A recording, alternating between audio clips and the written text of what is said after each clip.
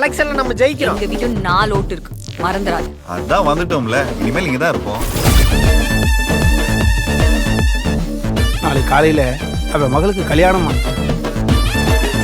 நீ இல்லைன்னா இங்க ஒரு வேலையும் நடக்காது. அப்படியே 2 கோட்டரை உள்ள போடுங்க, அப்படியே தண்ணியை வெளியே விடுங்க, ஓகேவா? உங்க தலைவர் தம்பி தலைமையில் ஒரு கம்ப்ளீட் ஃபேமிலி என்டர்டைன்மெண்ட் படம் தான் இது.